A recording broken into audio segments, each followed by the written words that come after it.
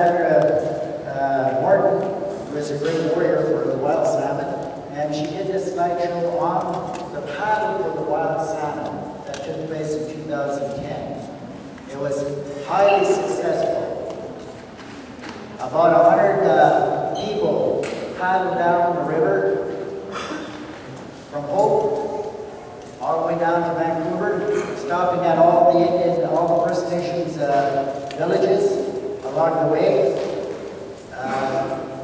Chawathil First Nation was a host to kick it off, and then we stopped over at Chiam, we stopped at Matsqui, we stopped at Casey, Musqueam, and then we landed out at Jericho Beach, and we did our final little stint from Jericho Beach to Vanier Park, and from there we were joined by hundreds of other salmon warriors, and we marched across the Burrard Bridge, and we went to the Cohen Commission, and we had one message that we stayed on all the way down, and that message was to get the Cohen Commission to support Bruce Cohen and requiring the fish farm industry to release all their disease records for the past 10 years.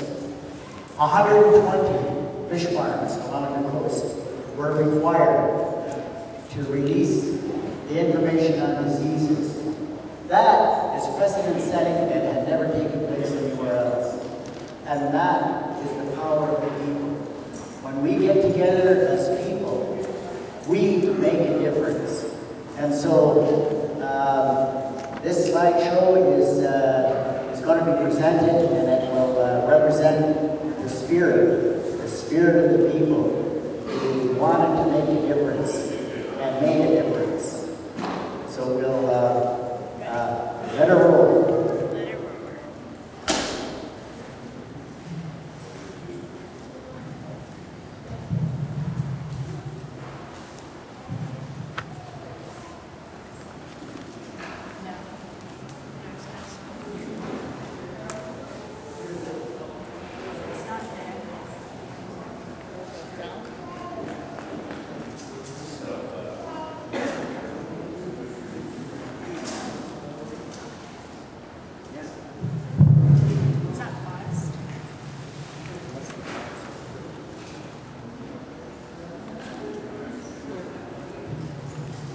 Okay, so there's some music that goes with your original version, but the sound's not hooked up there.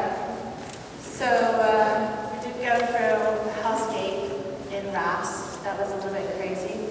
This is on the Adams River, Chawathil. This is a dam near Lumbee where the fish can't go up. Do you want to do it? No, that's good. Oh, so yeah, this is at Squaw, this picture here, and this is up at Adams River, where they spawn. And look at Chief Rhoda Peters with Chief Marilyn Baptiste, and this is Eric Williams, along with Chief Spad, and two great warriors for the salmon. And this is Yakapala all the way up to Williams Lake. And there's Alexandra Morton. Here are the paddle, and we have June Whip from Chian. She's signing the skin. And we had Fraser River Expedition help us along all the way down the river. We had many stops along the way. This is at Matsqui. Lorna Peters did some brushing off of us, and the little ones joined us as well on the trip all the way down. On the way down, people were very highly spirited and believed strongly in what we wanted to accomplish. At every stop, like this in Casey, people were greeted by First Nations people. This is a scene that took place at Westminster. That's on the river. You see the bones and wild salmon. And those are people from Musqueam, I believe, came out to join us. This is another scene at Westminster.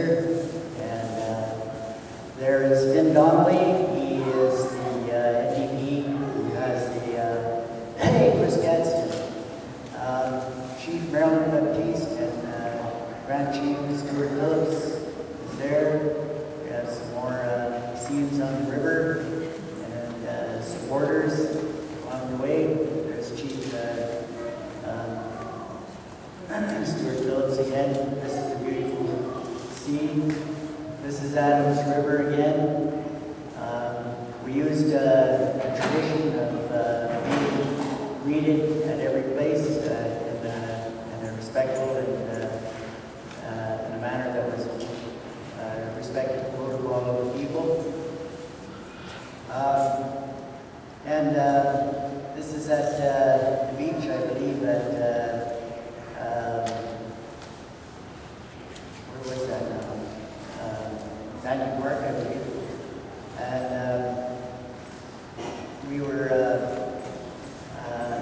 we were joined by two great big canoes that came over from Vancouver Island.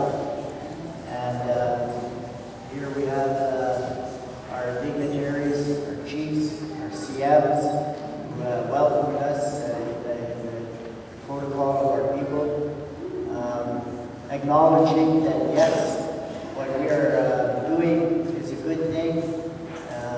We need to protect our wild salmon because the BC government and the Department of Fisheries and Oceans have advocated their responsibilities and are not really protecting wild salmon, they are protecting farm fish instead.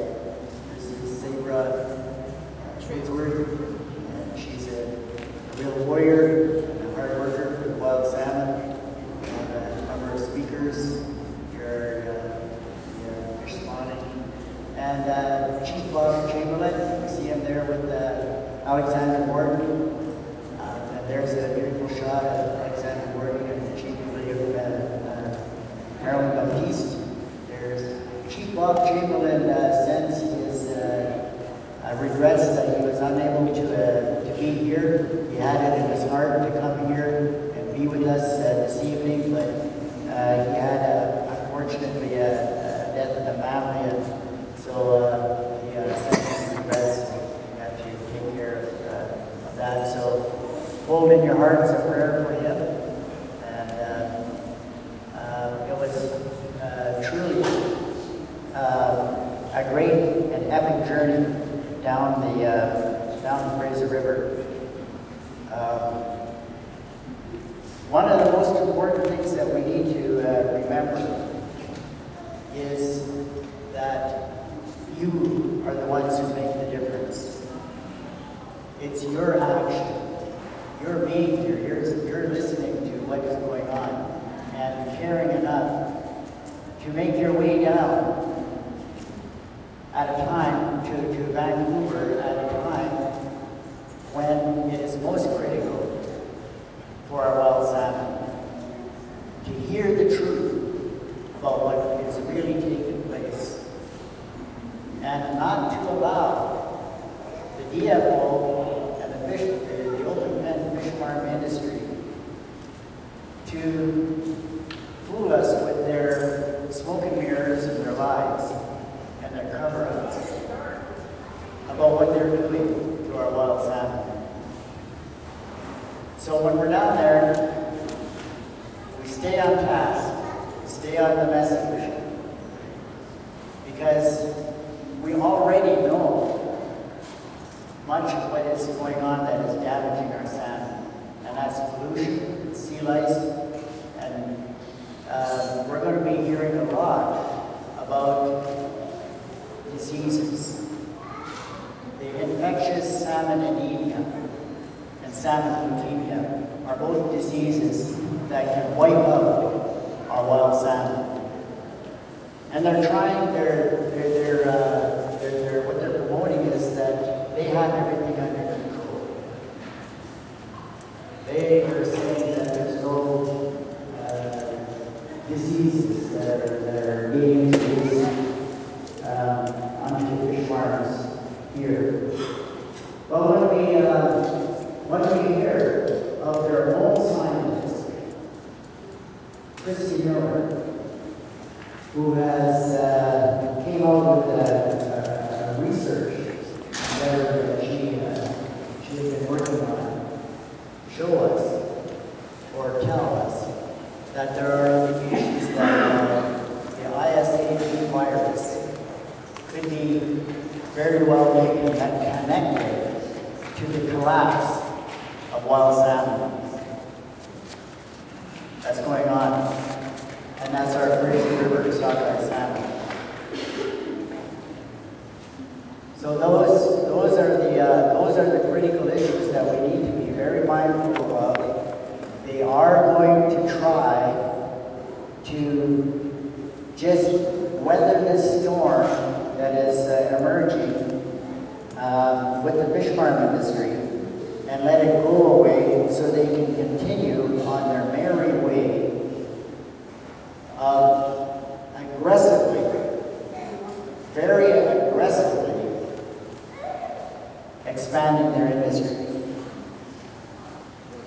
Now, every time that they expand their industry, the threat goes way up. And we don't want to wait until it is too late. It is still time. It is still time for us to rise to the occasion and make the federal government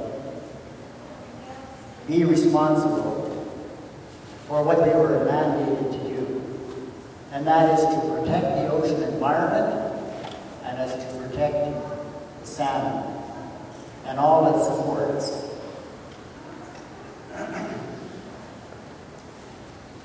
What the fish farm industry, in my mind, and what I see and what I witness, wants to achieve is to become a monopoly. They want to be the only ones selling salmon, but farm salmon. You go across BC, my sister was Salmon was sharing with me that everywhere she goes, she sees farm salmon on the menus in restaurants. She goes into the stores, she travels quite widely. She goes into different stores and all she sees is farmed salmon in the stores. Wherever she goes, grocery shopping, now they are canning wild salmon, or farm salmon. And that is, that I think with their aggressive expansion of their industry, their intent is to replace wild salmon completely with farm salmon. So they can be the breadbasket of the world, so to speak. We can't let that happen. We cannot let that happen.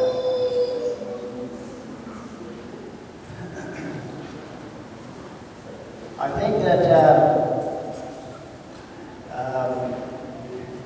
the more people are able to really see what is going on, the more they will understand and say, "Hey, there is this is completely wrong. There's something out of whack here, and it has to be fixed, and we can't wait." There is